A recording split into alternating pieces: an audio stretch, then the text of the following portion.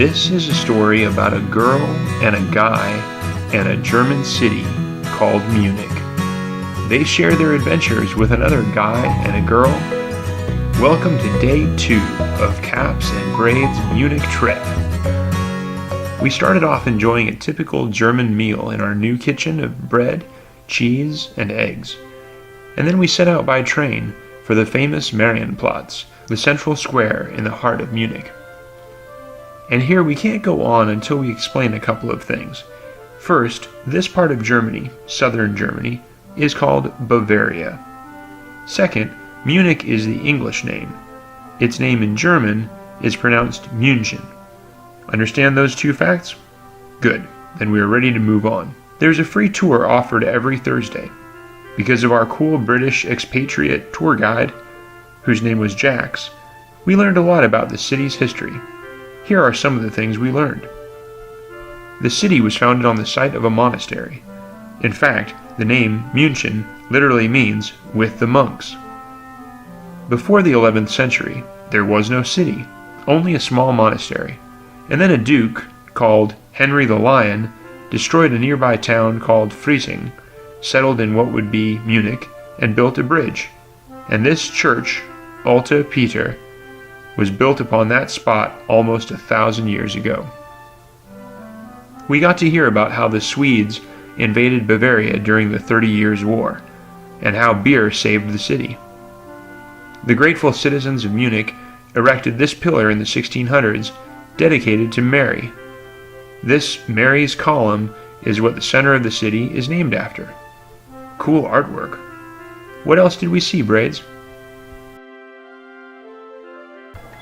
The plague struck the city 17 times. We were told that Bavarians in the 1660s never left their homes during the plague, believing that it was caused by an invisible dragon that landed on their heads. So the Coopers of Munich did a dance to welcome the people outside, and the plague went away. This glockenspiel in the center of Marienplatz shows this dance around the city and a wedding 3 times a day. At the top of this cathedral, we saw the Kinder, which we were told shows the 2 things most important to the people of Bavaria. In its one hand it holds a Bible, and its other hand supposedly points to whichever beer hall you're closest to in the city. We got to visit the Hofbrauhaus. There are 6 main beer halls in the city, and going to one of them is a pretty sure bet at some good German grub. We also visited the Theaterkirche. It was much more beautiful on the inside. Confession box was a nice touch. There were other interesting things we learned throughout the city.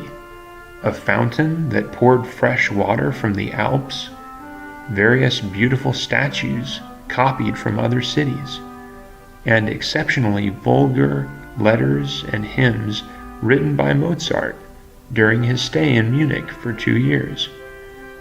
We were reminded that this year is the 500th anniversary of Martin Luther's act of defiance against the Church's indulgences. We also heard many stories about the eccentric electors and kings who ruled from their palace in Munich. This is the tower that belonged to the Bavarian Duke Ludwig II.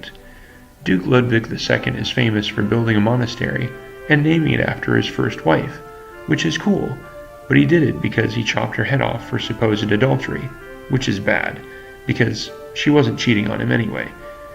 The tower is named after a monkey. And this is Maximilian I, the first king of Bavaria, so crowned by Napoleon because Max married his daughter off to Boney's stepson. And this is the theater that Max's son Ludwig I built. It was famous for 2 reasons. When it caught fire, Bavarians drank too much of the beer they were using to fight the inferno, and they let it burn down. And also, it was where Ludwig I met Lola Montez, an Irish prostitute posing as a Spanish dancer. Ludwig gave up the throne for her, and then she left him. There were many other rulers of Bavaria, but we just didn't have time to hear about them all.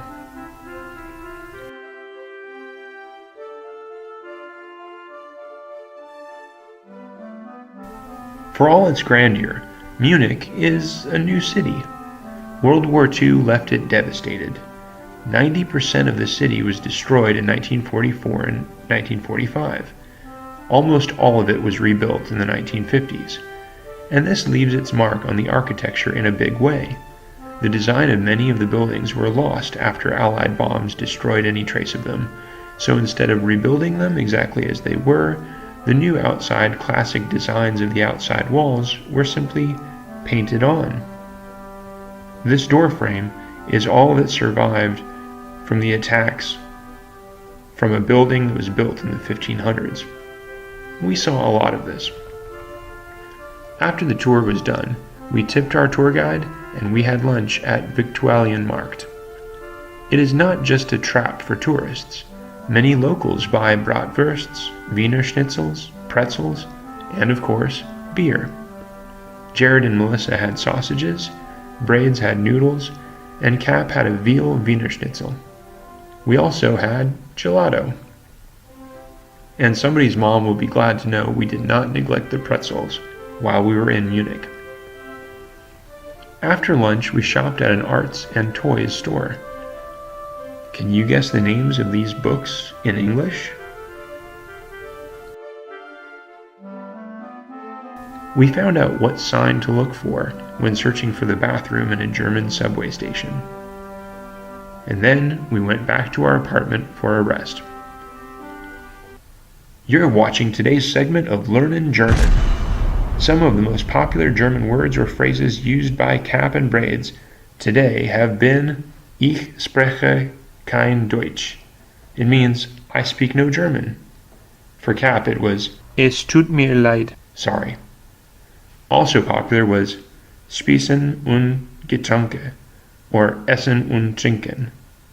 And lastly, Ausgang or Ausfahrt. It's exit. And now, back to day 2. After a rest at our apartment, we shopped at one of our favorite stores, Aldi. It was at least twice as big as the stores in Raleigh and had some cool fresh bread dispensers. Then we boarded a subway and made our way to a delicious meal at the Augustiner Beer Hall. This place was huge. We sat ourselves and had dinner. For Jared and Melissa, it was more sausages and French fries. Braids and I split a chicken and a big pretzel, and we all sampled some of Germany's finest beer. We passed through a big mall on the way back to end up where we started at Marienplatz. Nice fountain, and even friendlier statues.